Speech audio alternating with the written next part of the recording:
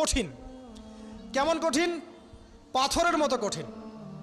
আমরা যখন দেখি একটা মাইয়েতকে নিয়ে যাওয়া হচ্ছে জানাজায়, আমাদের কোনো ফিলিংস কাজ করে না। জানাজা যাচ্ছে, জানাজায় দাঁড়িয়ে মোবাইলটা টিপাটিপি করছে, জানাজার সাথে চলছে, কোনো ফিকির নাই যে এই জানাজা আমার হবে কালকে, ওই মোবাইল টেপাটিপি করছে। আমি এমনও দেখেছি, দাফন করা হলো মাইয়াতকে, দাফন করার পরে চারপাশে মানুষজন জড়ো হয়ে গল্প করছে, ভাই আপনার ওই জমিটার কি খবর, আপনার ওইটার কি খবর, বিজনেস কেমন চলছে, চাকরির কি অবস্থা। এই যে মাইয়াতকে পাশে দাফন করলো, কোনো ফিলিংস নাই, কোনো ফিলিংস নাই। আমি আত্মশুদ্ধির কথা বলছি। আত্মশুদ্ধির জন্য আপনার মনটাকে পাখির মতো সফট নরম করতে হবে। যখন আপনি সফট নরম করবেন এবং আত্মশুদ্ধি অর্জন করবেন, তখন দুই ডানা মেলে আপনি আকাশে উঠতে পারবেন ইনশাআল্লাহ। আত্মশুদ্ধি অর্জন না করতে পারলে ডানা কেটে পড়ে যাবে, তখন আর আকাশে উঠতে পারবেন না। কোন আকাশে? ওই যে শহীদের রূহ যে আকাশে চলে গেছে, ওই আকাশ। অতএব মন কেন কঠিন হলো প্রিয় ভাই? এক নাম্বার কারণ, আমরা শিরকের পাপে লিপ্ত আছি। এক নাম্বার, শিরকের পাপে লিপ্ত থাকা অবস্থায় মুসলিমদের মনটা কঠিন হয়ে গেছে। আপনি কি মনে করছেন আমরা শিরক করি না?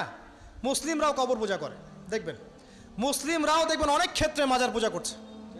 আমি বলিনি যে অলিয়া উলিয়ার মাজার জিয়ারত করা যাবে না, আমি এই কথা বলছি না, কিন্তু আপনি মৃত মানুষের কাছে আপনার ভালো মন্দ চাইতে পারেন না।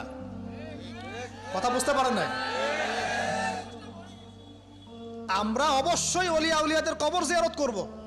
এটা আপনাকে মৃত্যুর কথা স্মরণ করাবে, তাদের একটা রব আছে যেটাকে আমরা প্রভাব বলি, এটা আপনার মধ্যে আসবে। আমরা অবশ্যই জিয়ারত করব। জিয়ারত করতে বলেছেন নবী সাল্লাল্লাহু আলাইহি ওয়াসাল্লাম, কারণ এটা আপনাকে পরকালের কথা কি করবে? স্মরণ করাবে। ওমরা করতে যান, আল্লাহ পাক সবাইকে তৌফিক দান করুন ওমরা হজ করার এবং বড় হজ করার, আমি দোয়া করি।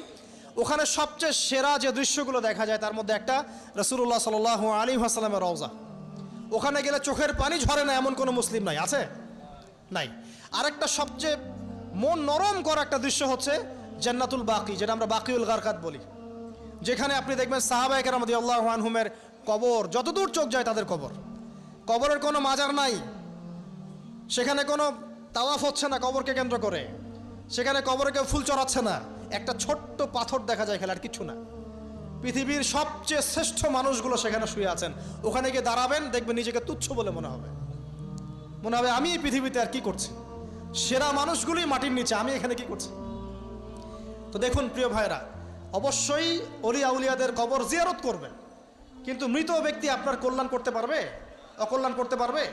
হ্যাঁ, তারা আল্লাহর কাছে সুপারিশ করতে পারবে আল্লাহ পাক যখন তাদেরকে অনুমতি দিবেন। তারপরে আল্লাহ পাক যখন অনুমতি দিবেন, তখন নবী সাল্লাল্লাহু আলাইহি ওয়াসাল্লাম সুপারিশ করবেন, অলিয়া উলিয়াগণ করবেন, আলেম ওলামা করবেন, শহীদগণ করবেন, হাফেজে কোরআন করবে, অনেকেই করবেন ইনশাআল্লাহ। আল্লাহ পাক আমাদের তাকদীরে এইসব সুপারিশ নসিব করুন, বলি না আমিন।